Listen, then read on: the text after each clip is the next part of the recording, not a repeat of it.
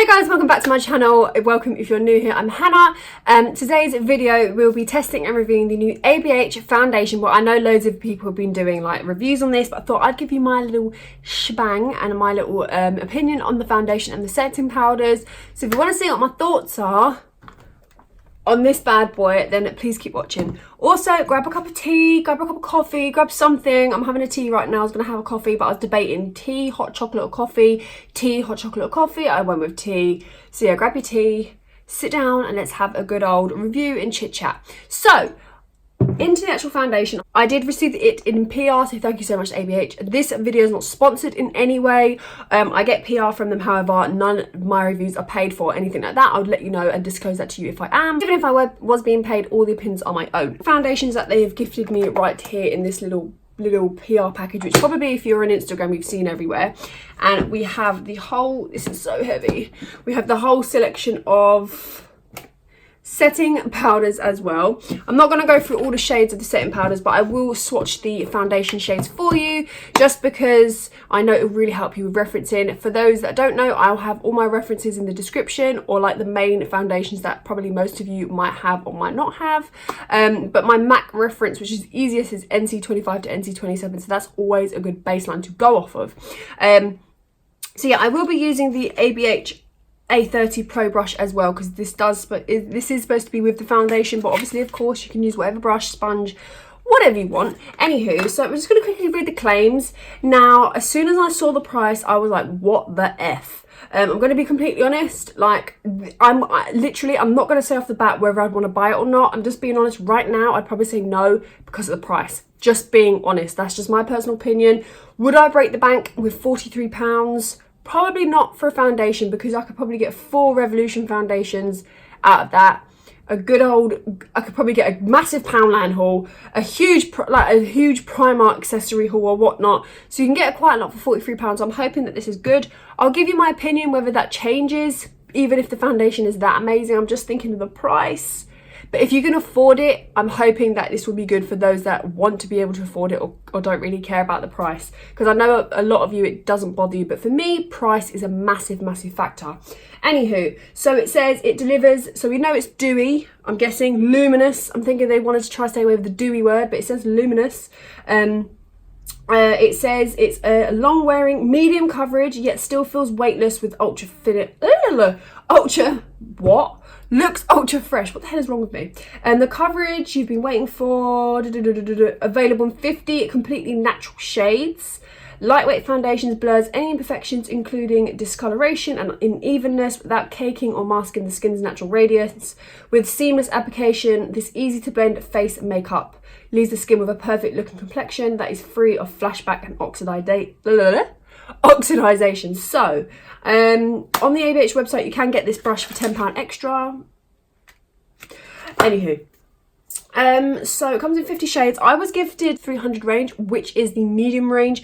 I'm happy with, because I was worried that I was going to get the wrong shades, but anywho, that's absolutely fine. So I am going to swatch them for you. I did get the shades 300C, 305N, 310C, 315N and 320N, but I will put them on the screen for you when I swatch them for you guys in a minute, or I'll just put a little picture of the shades. I'll probably put a little picture of the shades that I swatched on my arm on my Instagram on there. So I don't actually know what I'm going to go for. I'm a bit funny because it says C, which I'm guessing means cool, and I'm more of a neutral. I don't really know. So these are all the shades that I was gifted. They all practically look the same, but in person there are slight differences. The cooler ones are warmer, the neutral ones are more cooler, so I'm just a little bit ugh. I'll go straight in for 310C and see if that is going to be a decent match. Just add a little squirt, add a little pump right there. It looks decent. We'll try that. See, that looks a tad bit warm, but then it matches my neck. So what I'm going to do is I'm going to go for 310C, which to me is warm. I don't know if you guys can see. I don't think that's cool at all. Don't think that's cool, but I'm going to go in with it. Maybe 305 might be a little bit more neutral. However, I think the neutral will just be slightly a little bit cooler. So I'm just going to take that off of the face. So I will be going in with the shade 310C. If it doesn't work, then I'll probably just give you more reference on my Instagram, so please head over to there. But we are going to go in with 310C. Okay, so I have got my own A30 brush. I've got 2 of them. However, I'm just going to be going in with this one. I'm not going to be using anything fancy. I'm not going to prime. Don't want to prime. I've already moisturised, so that is absolutely fine. So I'm just going to shake this. Obviously, my skin is looking okay right now. I've got a few blemishes, a little bit of scarring, a little bit of redness, a few pimples, so we're just going to see how it covers up. So I'll do 2 pumps on my hand like this. I'm going to dot it onto my skin. Shade isn't too bad. I quite like the warmth to it, me personally anyway, just because I like that warmth sometimes. Sometimes if I have too much of a neutral foundation, it just doesn't look right. Like, I like a little bit of warmth on my skin. So what we're going to do is we're now going to blend this in.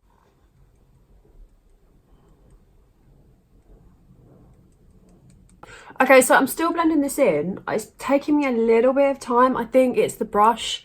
Not that I'm not liking it, I just think it's literally taking me forever to blend in because this brush is leaving a little bit of streaks, so I might just go in with a sponge just to clear everything up. But I'm not having issues, I'm not a fan of this brush because it's literally taking ages. And I've got a big forehead like everyone tells me, so yeah.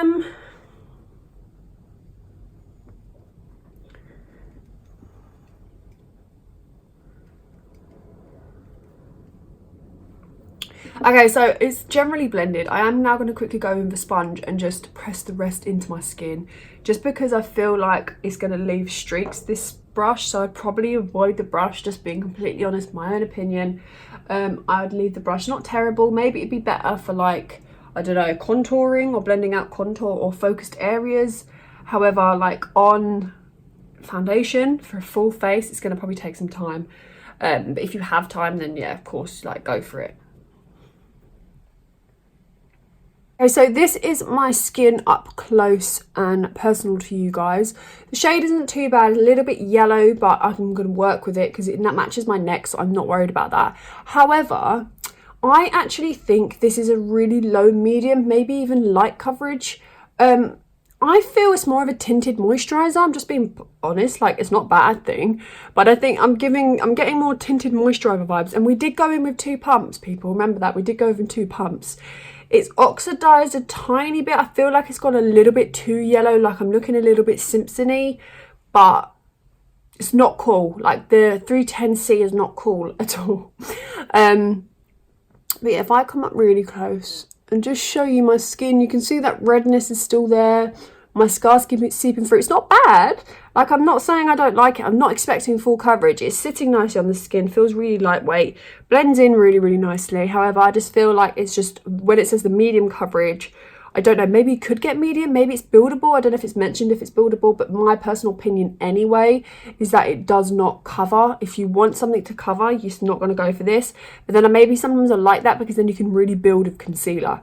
So I'm not moaning about it. I'm just letting you guys know that even with my skin that's pretty clear, you can see my blemishes up close and personal.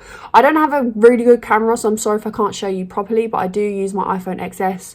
That can probably just show you the best that I can. But yeah. Okay, so yeah, so what I'm going to do, I'm going to do my concealer. I'll come back for the setting powder, and then I will do the rest of my face and give you my final thoughts. Now on to setting powder. I have here the Anastasia Beverly Hills setting powder, which here we're going to go and look into. Now this is £39.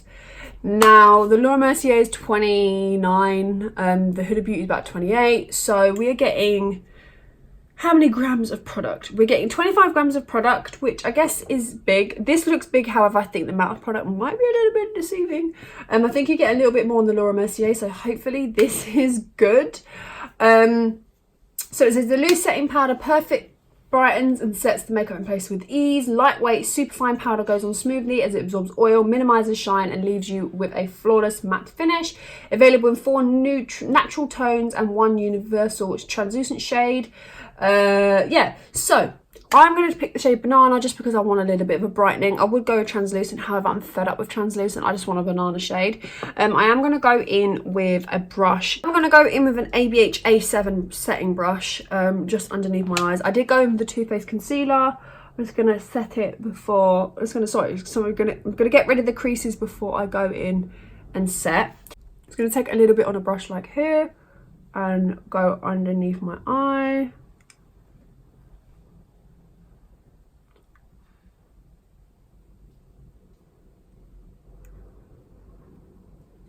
And then just set. It doesn't really have a scent. It's dust lightly on my forehead just because my forehead gets a tad bit oily.